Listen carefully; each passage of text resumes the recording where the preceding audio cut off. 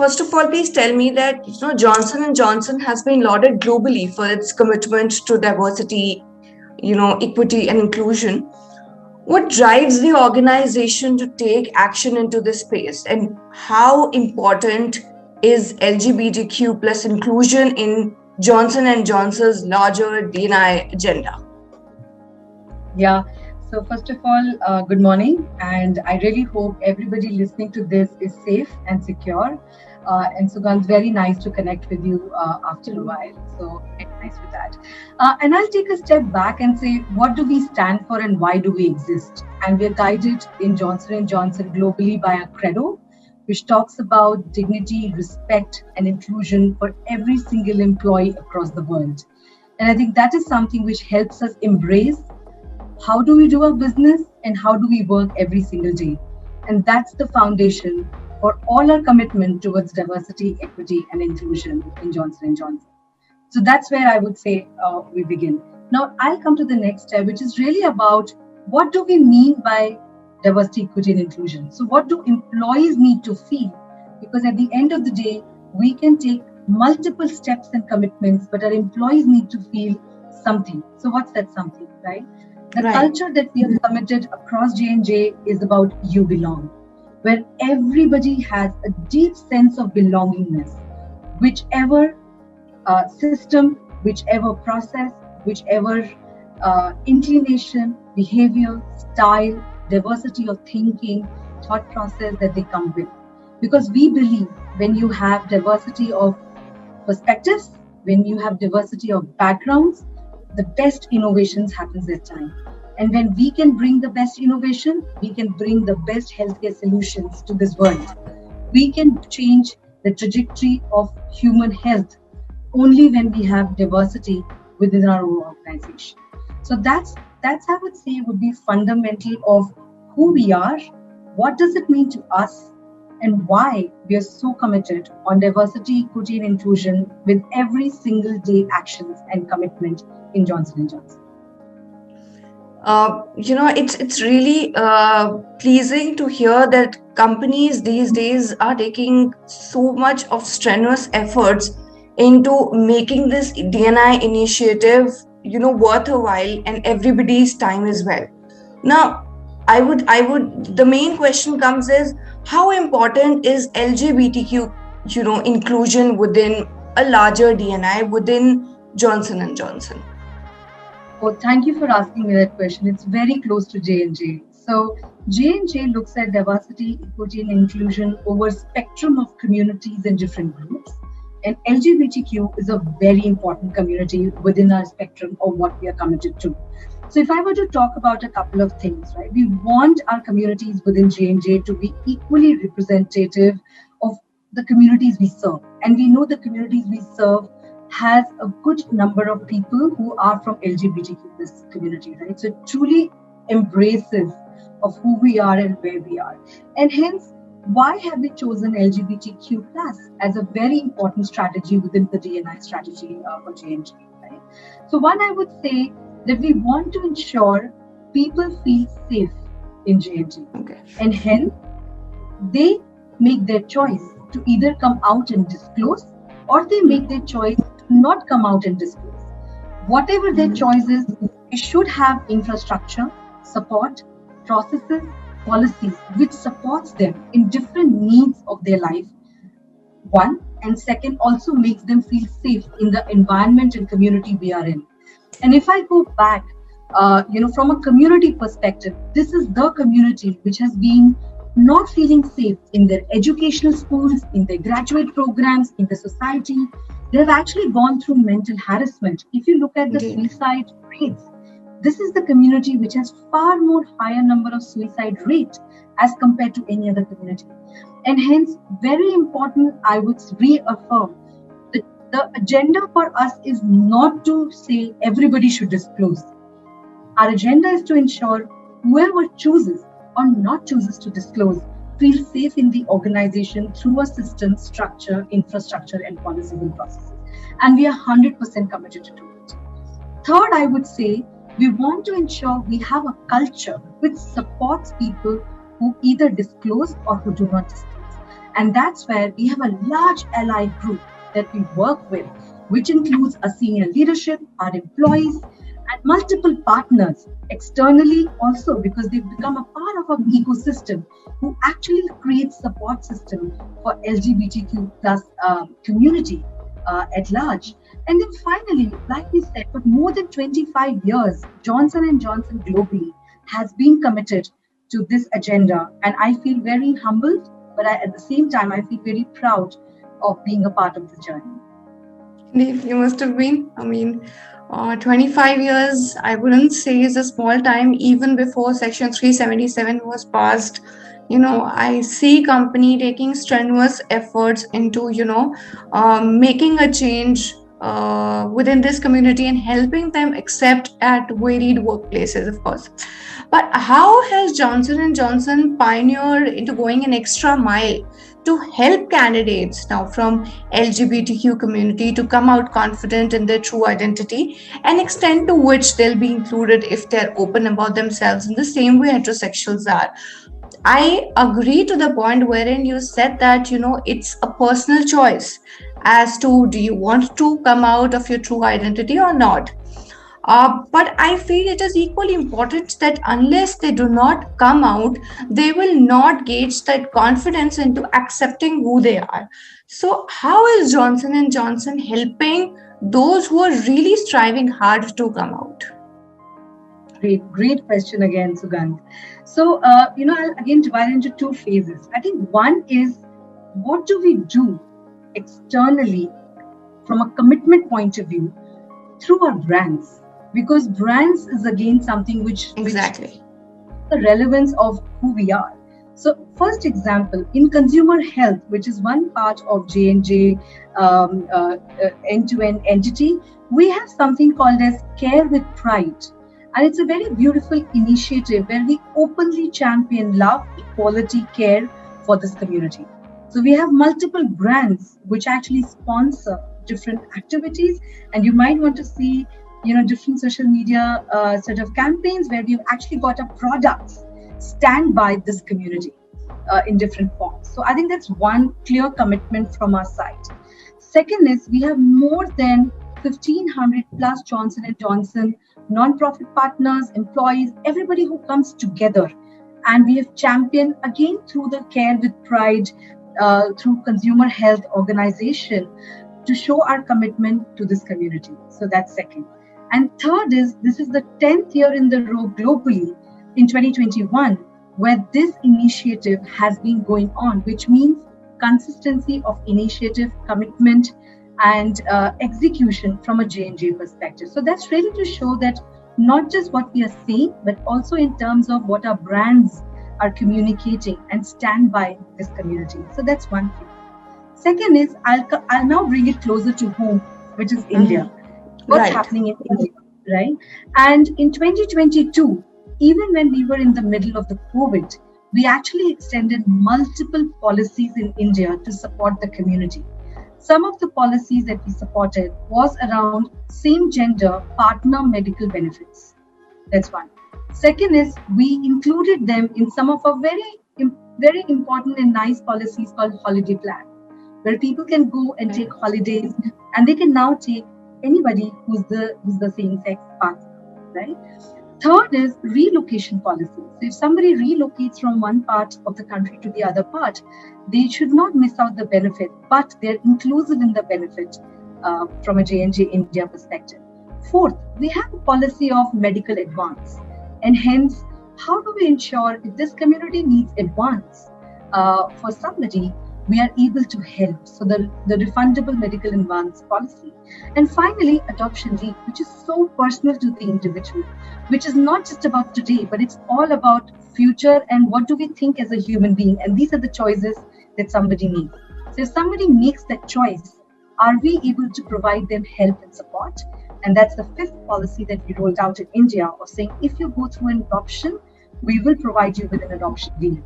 So these are concrete steps that we took in the form of the policies, because like you said, everything is fine, but is there tangible infrastructure that you're providing to them? I'll take a pause. We have a couple of other things that we have done, but I can maybe cover them in your next question. Indeed, indeed. Now, it is so heartening to see, of course, the Care with Pride initiative, which you talked about. I did read about it. I see number of products from Johnson, like Listerine and all.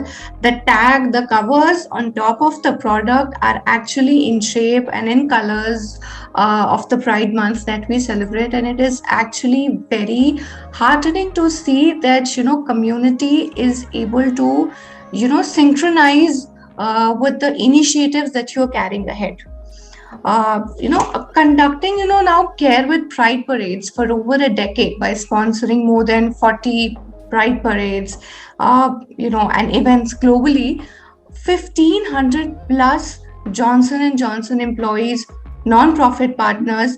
To what extent do you think that Johnson and Johnson initiatives have been able to bring about a change in the existing stereotypes? I see that companies are taking strenuous efforts into propaganding about these initiatives, but then somewhere down the line, stereotypes are still there.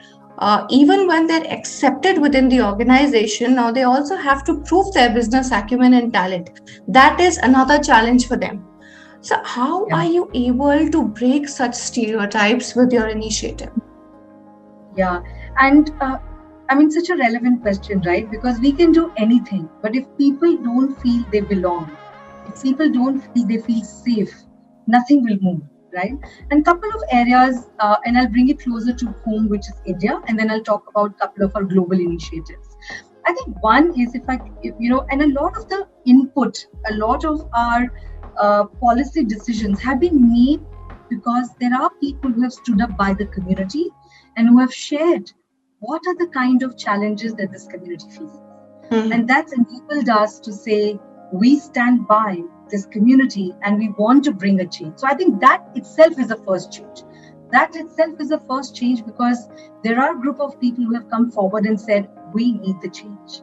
And here is where we will make you understand what is the change needed. So I think that to me is the first tangible, I can't put a number and a metric, but that's the first tangible way of saying, yes, the change has started.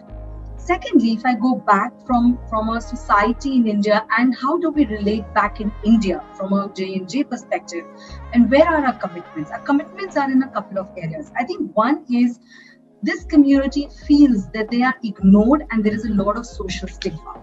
Exactly. Which means we are opening up all our conversations to say this is no more a stigma and we stand by you.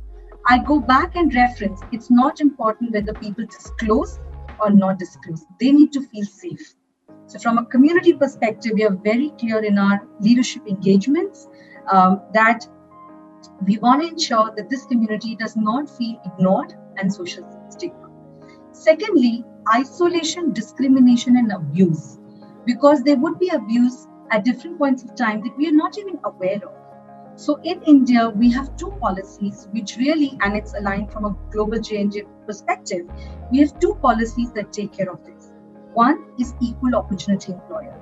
So for us, no bias comes in between, depending on the I would say where the person comes from. So we really have an equal opportunity employer, and that's communicated with every single, for example, open job posting that we do to say we are an equal opportunity employer, right? So we do make that commitment every time that we go out to our employees.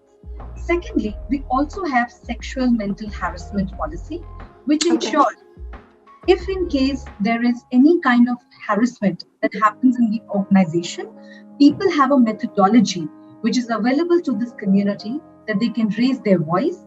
And absolutely from a J&J Credo perspective, it's confidential. It goes through the process. It is monitored. It is governed. And it is closed in the highest order of authority in the organization. So just to address that they don't feel discriminated and harassed. And like I said, not the entire organization needs to know, but that individual needs to feel comfortable, right? If they have gone through a trauma like that. Third is corporate attention, which is really through our diversity training, unconscious bias.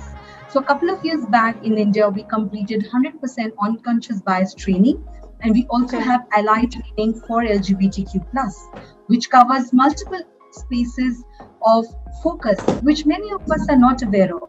We are sometimes not even aware of what this community means. So important for us to know, one, we stand by them, but also appreciation of different needs and different challenges in the organization. So we have the trainings available with us, which we open up for all our employees to be a part of it. And finally, do we have role models who can Right. actually stand up and say, and not important, the role model has to be from this community, but a role model who says, I champion this community. So we haven't spoken about employee resource group, but we have thousands of people, and we have almost more than 700 employees in India who are part of employee resource groups. And one of the resource group is on LGBTQ. We call it Open and Out. And this group stands up and say, we support the community. We take care of your needs and understand what this group requires and needs, right? Globally, in October last year, we celebrated a week in support of LGBTQ plus community, again through our ERG Open and Out, where our own Okay. group CEO, Alex Goski, he himself committed, along with multiple leaders globally, throughout the week, where we brought the conversation forward on what are the needs, what's the commitment, what is the support, and how do we really ensure that we stand by the community. So these are some of the areas in India and also in globally in support of the community from a cultural perspective, which was your question that we want to take. I'm sure hearing all this, companies were still devising the plans on how to include, LGBTQ within their agendas. They'll have number of pointers to actually look onto as to how is J&J being able to include such an important aspect and needs of such an important community now into workplaces as well. It is equally important for companies to now train such talent also. Hiring them is one aspect, but while they are still struggling on how to be acceptable with their gender preferences, they are also striving hard as to how do they how can they survive in this strenuous environment of workplaces. And now it also becomes the responsibility of an organization to train such talent. Hence, I would want to know what kind of seminars of learning sessions has J&J been conducting to help them come out with flying colors? Sure. So, while I say that, let me also say the challenge is not over. It's just started. Right. And I think there is a long journey. So, I must acknowledge and I must accept, Sugandh, that the journey is far too long what we think it is today. Right. There are multiple areas that we are not even aware in the current scenario, and it's just a beginning. And while I see with all humbleness and pride that J&J is committed, but we are also very much embraced that this is a long journey and we are committed to walk every step of it. And then your question was about trainings, right? So there are two parts, the way we address it. One is about our own leaders, coming out and showing their commitment in talking about this community and our support, which I spoke about, the global week that we celebrated across J&J, which included India as well. So all employees across J&J were sort of a part of it. So I think that's one, which is really through a dialogue, because we can conduct trainings, but unless the leaders stand up and show their commitment through actions and through behaviors, the culture will never change. So I think one, well, I won't call the week as a training, but through a dialogue, I think a lot of reflection. And many of us went through that reflection through that week when we heard our leaders talk about the community and our commitment. That's one. Second is we have very specific trainings on allies. So that's the second set of training, again available across the world in Johnson & Johnson, that people can actually go through to ensure that we understand and the social taboos and the taboos of cultural discrimination is something which is accepted across J&J. So these are the two areas I would say, and I already covered the unconscious bias which is Right. across diversity, equity, and inclusion. And we had 100% sort of coverage a couple of years back. And we continuously talk about inclusive behaviors in our organization. Just to let you know, this year is the first year globally, Sugandh, that every single people manager in J&J has a goal on diversity, equity, and inclusion. So you can imagine Great. the thousands and thousands of people managers, which is not just about how do you attract, but how do you develop, how do you build a culture, and how do you retain people who are from diverse backgrounds. So it's no more just a leadership talk. It's no more just an action from a corporate perspective, but it's an equal opportunity and accountability of every single people manager in Johnson and Johnson. That itself is going to be a journey for us, but we have started that journey this year onwards. I see the gleam of, an array of hope within what you say and how excited you are to, sort of carry this initiative. Parting words of advice, which you want your audience to know, or something that you want to convey to, companies who are still in the process of devising a segment wherein they can cater to the needs of LGBTQ community. Sure. I would just say a couple of things, and these are very personal perspectives that I'll share right now. One is, I think I would always go back and say who you are and why we exist. I think that's the first important question to ask. We're not existing only to be a part of a company. We're existing to be part of a much larger purpose in the world, in the country, and in the community we survive. So if we are not representing the communities that we have, we're there for short term. So that's one.